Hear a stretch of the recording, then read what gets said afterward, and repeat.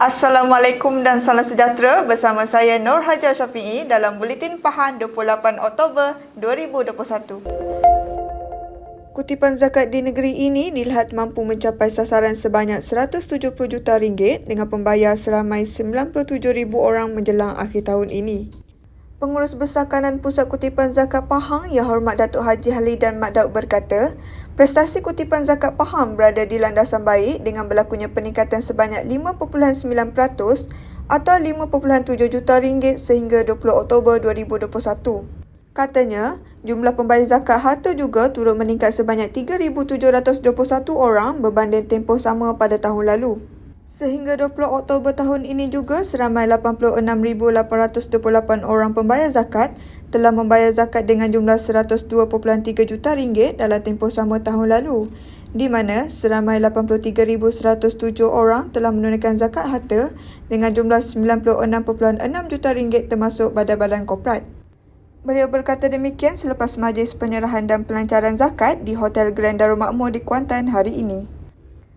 Majlis disempurnakan oleh timbalan yang dipertua Majlis Ugama Islam dan Adat Resam Melayu Pahang MUIB Yang Amat Mulia Tengku Panglima Raja Leftenan Kolonel Tengku Amir Nasir Ibrahim Shah Ibni Al-Sultan Abdullah Riayatuddin Al-Mustafa Billah Shah. Hadir sama Ketua Pegawai Eksekutif MUIB Yang Hormat Datuk Ahmad Hairi Hussein. Kutipan zakat keseluruhan sebanyak RM2.15 juta diterima daripada YP Plantation Holding Sdn Berhad dengan RM726,665.70, Fama Niaga Berhad sebanyak RM650,000, Bank Pembangunan Malaysia Berhad pula RM384,968, Bank Muamalat Malaysia Berhad dengan RM222,959 dan Agrobank sebanyak RM168,546. Dalam pada itu, Datuk Haji Halidan berkata, penyumbang terbesar bagi kutipan zakat adalah daripada sektor potongan gaji iaitu sebanyak RM47.4 juta. Jelasnya, penyumbang kedua terbesar pula adalah daripada badan-badan korporat serta sektor perniagaan dengan sumbangan sebanyak RM22.3 juta.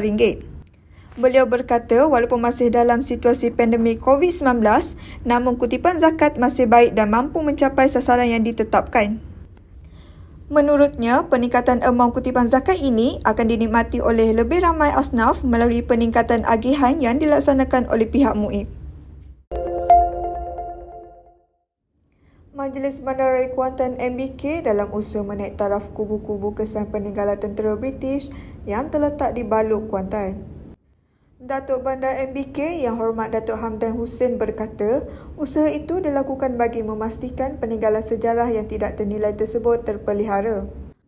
Menurut beliau, kubu tentera British itu dibina semasa Perang Dunia Kedua sekitar tahun 1939 hingga 1945 sebagai perlindungan daripada serangan tentera Jepun ketika itu. Katanya, kerja menaik taraf ini dilakukan sebagai usaha untuk memelihara dan memelihara sumber sejarah yang tidak ternilai di negeri ini sebagai tatapan dan pengajaran kepada generasi muda pada masa kini dan akan datang. Beliau berharap lokasi-lokasi bersejarah seumpama ini akan turut menjadi tumpuan bagi pelancong dan pengunjung ke daerah Kuantan kerana ianya bukan sekadar memperingati penderitaan rakyat ketika dijajah tetapi dapat meningkatkan semangat patriotik dan kesedaran dalam diri anak muda. Kerja-kerja menaik taraf itu melibatkan kawasan di sepanjang Pantai Berserah dan Balok di Kuantan di mana terletaknya kubu-kubu peninggalan tentera British. Beliau turut berharap komitmen MBK dalam memperelok dan mengindahkan pelbagai nilai pelancongan di daerah Kuantan akan dapat melonjak sektor pelancongan sekaligus dapat mengembalikan kemeriahan sektor terbabit setelah ditutup hampir 2 tahun akibat penularan pandemik COVID-19. Jelasnya, usaha MBK dalam menarik pelancong ke daerah Kuantan juga dapat menyokong sektor ekonomi peniaga tempatan khususnya yang berdaftar bersama MBK dan berharap semua peniaga serta pengusaha dapat merebut peluang untuk memulihkan perniagaan masing-masing. Majlis Ugama Islam dan Adat Resam Melayu Pahang MUIB meneruskan pengagihan bantuan kepada semua golongan masyarakat termasuklah orang asli. Pengagihan bantuan tahunan tersebut telah dilaksanakan oleh MUIB Daerah Raub yang berkunjung ziarah kepada penerima di kampung orang asli Sungai Ara, Batu Balong, Sungai Yul dan Sungai Susup di Raub. Menerusi satu hantaran di laman rasmi Facebook MUIB katanya, kesemua bantuan tahunan ini diberikan kepada masyarakat orang asli yang terdiri daripada Muslim bertujuan membantu umat Islam menangani kesukaran yang dilalui ketika ini. Bantuan tersebut diharap dapat memberi manfaat dan meringankan beban yang ditanggung masyarakat itu ketika pandemik COVID-19 yang mengakibatkan kebanyakan mereka kehilangan punca pendapatan kerana tidak dapat keluar bekerja.